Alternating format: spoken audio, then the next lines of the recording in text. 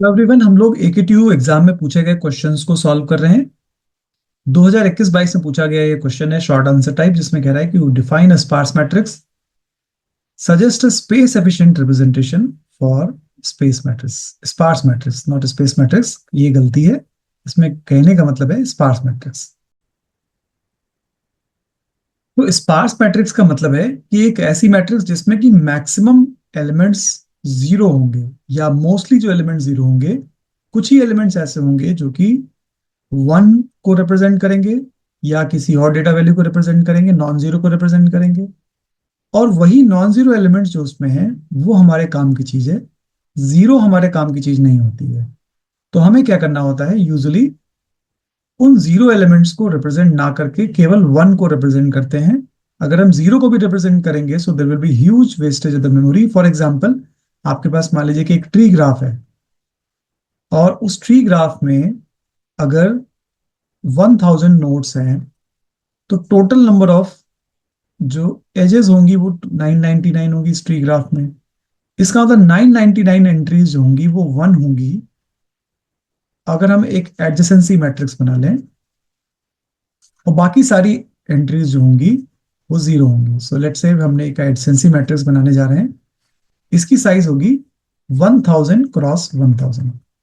मतलब कि 10 लाख एंट्रीज इसमें होंगी। और 10 लाख एंट्री में से केवल 999 एंट्री होंगी जो कि वन होंगी, और बाकी सारी जीरो होंगी। तो अगर हम केवल 999 एंट्रीज को स्टोर करें और बाकी बची हुई एंट्री को स्टोर ना करें, तो काफी मेमोरी सेव हो जाएगी। तो यहाँ पे सेकंड पार्ट में पूछा जा रहा है कि suggest a space efficient representation for sparse matrix.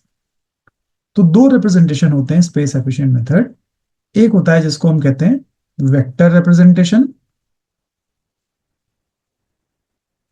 और एक रिप्रेजेंटेशन होता है जिसको हम कहते हैं लिंक्ड लिस्ट रिप्रेजेंटेशन। तो आइए सबसे पहले हम वेक्टर रिप्रेजेंटेशन को समझ लेते हैं। मान लीजिए कि आपके पास एक स्पार्स मैट्रिक्स है, एक एग्जांपल स्पार्स मैट्रिक्स ले लेते हैं।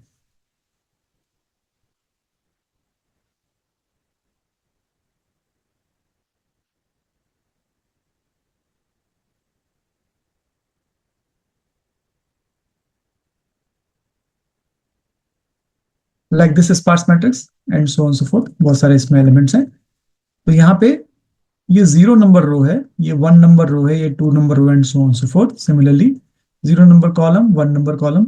एक second, let me change the colour of the pen, जिससे कि आप आसानी से इसको समझ सकें। तो zero number column, one number column, two number column, three number column, four, five, six and seven. तो हमें वेक्टर रिप्रेजेंटेशन ये कहता है कि आप केवल नॉन जीरो एलिमेंट को स्टोर करें। एक स्ट्रक्चर हम इस तरह का बना लेते हैं, लेट्स से स्ट्रक्ट स्पार्स, और इसमें रो नंबर, कॉलम नंबर और डेटा वैल्यू, इसके साथ आप एक स्ट्रक्चर बना लीजिए। जब आपको स्टोर करना है इनकी नॉन जीरो वैल्यूज को, तो उसके लिए लेट्स से आपने स्पार्स टाइप का एक एस एरे क्रिएट कर लिया है। और लेट्स से आपको एन एलिमेंट्स अगर इसमें स्टोर कराना है तो एन लिख दीजिए, या लेट्स से हमें 20 नॉन जीरो एलिमेंट्स मिलते हैं तो उसको आप ऐसे स्टोर कर दीजिए, ऐसे डिक्लेयर कर दीजिए। फिर हम क्या करेंगे कि केवल नॉन जीरो एलिमेंट्स की इसमें एंट्री करेंगे। तो ये मेरा एस एरे है, और इस एस एरे में तीन पार्ट्स हैं। पहला पार्ट है रो नंबर, दूसरा नाम कॉलम नंबर है, और डेटा वैल्यू नेक्स्ट है। जीरो इंडेक्स पे इसके हम क्या करेंगे कि रो नंबर, देखिए कि इसमें नॉन जीरो एंट्री हम फाइंड करते हैं। पहली नॉन जीरो ये है, तो row number zero, column number four पे डेटा वैल्यू टू है। सिमिलरली ये वैल्यू रो नंबर जीरो पे, कॉलम नंबर सेवन पे डेटा वैल्यू फोर है। तो ये एस इंडेक्स एरे के वन इंडेक्स पे आ जाएगा। सिमिलरली ये डेटा वैल्यू एस एरे के टू इंडेक्स पे आएगा, रो नंबर वन और कॉलम नंबर जीरो, इस पे डेटा वैल्यू है वन। सिमिलरली नेक्स्ट वैल्यू होगी ये वाली, जो कि है रो नंबर वन और कॉलम नंबर फाइव में डेटा एलिमेंट नाइन है। ये एलिमेंट देखते हैं, ये एलिमेंट एस एरे में नेक्स्ट एलिमेंट है। ये रो नंबर टू के कॉलम नंबर फाइव में डेटा वैल्यू थ्री है।